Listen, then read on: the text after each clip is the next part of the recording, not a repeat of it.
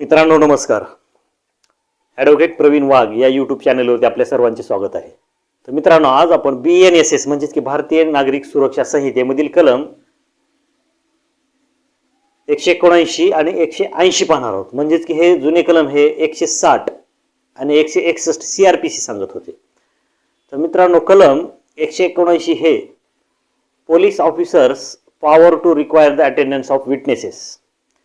म्हणजे मित्रांनो, कलम 179 मध्ये पोलिसांच्या पॉवर सांगितलेले आहेत की ज्यावेळेस एखाद्या साक्षीदारांना तपासासाठी बोलवायची आवश्यकता असते त्यावेळेस पोलीस हे त्या साक्षीदारांना हजर राहा म्हणून कलम 179 प्रमाणे सांगू शकतात.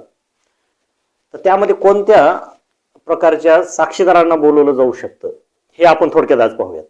तर मित्रांनो, कलम 179 BNSS भारतीय नागरिक सुरक्षा संहितेप्रमाणे जर एखादा तपास सुरू असेल आणि असा तपास सुरू असताना जर एखाद्या तपास अधिकाऱ्याला वाटलं की एखाद्या व्यक्तीची हजेरी असणे आवश्यक आहे, त्याला आपल्यासमोर साक्षी देण्यासाठी हजर राहणं गरजेचं आहे, तर अशा व्यक्तीला म्हणजेच की असा व्यक्ती आहे जो की एखाद्या घटनेशी संबंधित आहे किंवा एखाद्या घटनेची त्याला माहिती आहे, तर अशा व्यक्तीला तो पोलीस स्टेशनमध्ये येण्यासाठी समन्स बजावणी करू शकतो किंवा अशा व्यक्तीला पोलीस स्टेशनमध्ये तो बोलवून घेऊ शकतो. कशासाठी? तर साक्ष देण्यासाठी.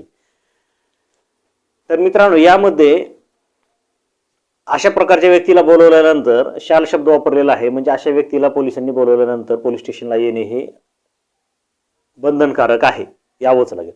तर मित्रांनो, कलम 179 प्रमाणे काही अपवाद दिलेले आहेत की अशा लोकांना, अशा व्यक्तींना पोलिसांना बोलवता येत नाही.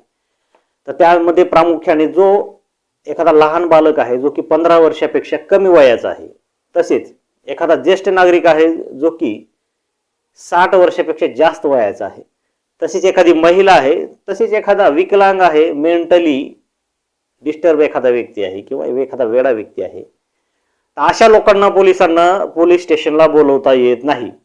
पोलीस स्टेशनला येऊन जबाब द्या किंवा तुमच्याकडे तपास करायचा आहे, तुम्ही पोलीस स्टेशनला या, असं पोलिसांना म्हणण्याचा अधिकार नाही.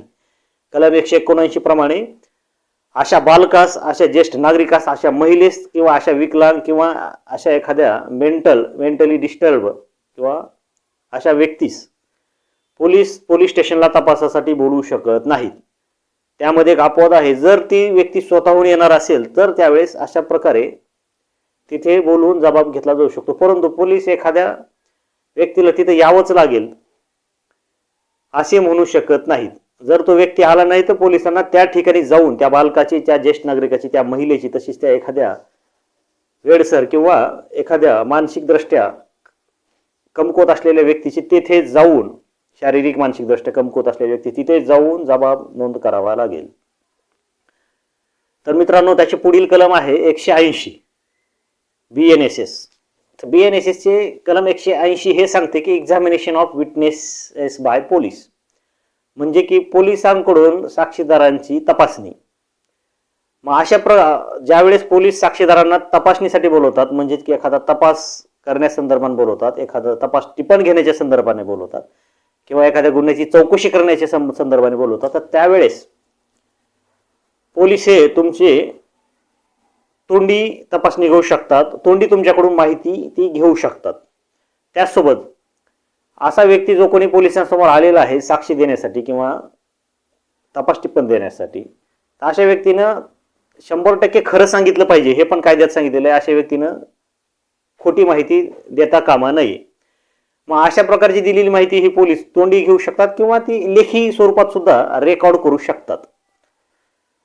त्याचसोबत ऑफेन्सेस जर काही म्हणजे काही गुन्हे जर ते महिला संबंधित असतील, खास करून महिलांशी संबंधित अपराध असतील, तर मित्रांनो, कलम 180 म्हणजेच की जुने कलम 161 आहे. 161 स्टेटमेंट, पोलिसांसमोर दिलेले स्टेटमेंट म्हणजे 161 स्टेटमेंट. तर अशा प्रकारचं एक्झामिनेशन जर एखाद्या महिलेला आपण बोलवत असताल, महिलेकडे करत असताल आणि अशा प्रकारचा गुन्हा हा महिलांशी संबंधित असेल, तर अशा प्रकारच्या महिलेची साक्ष ही संबंधित महिला पोलीस अधिकाऱ्याने तसेच महिला पोलीस कर्मचाऱ्यानेच घ्यायला हवी.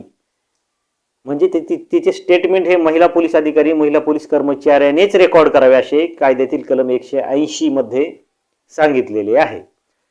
तर मित्रांनो, थोडक्यात आज आपण BNSS मधील कलम 179 आणि कलम 80 पाहिले, जे सांगतं की police officers power to require the attendance of witnesses आणि examination of witnesses by police.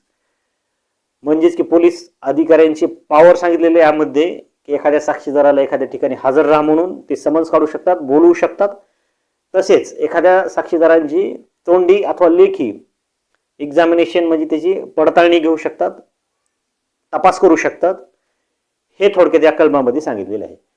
तर मित्रांनो, आज आपण BNSS मधील कलम 179 आणि कलम 180 पाहिले, जे की पोलिसांच्या तपासातील अधिकाराबाबत सांगते. जर सदरची माहिती आवडली असेल तर ॲडव्होकेट प्रवीण वाघ हे यूट्यूब चॅनेल आपण नक्कीच लाईक आणि शेअर करावे. तसेच सदरचे चॅनेल शेअर केल्यामुळे कायद्याशी संबंधित विविध नवीन माहिती तसेच कायद्याशी संबंधित खूप बारीक व सखोल माहिती आपल्याला मिळण्यास सुखकर जाईल, आपल्याला ती मिळत राहील. तर मित्रांनो, आजची माहिती कशी वाटली ही जरूर कळवावे. धन्यवाद.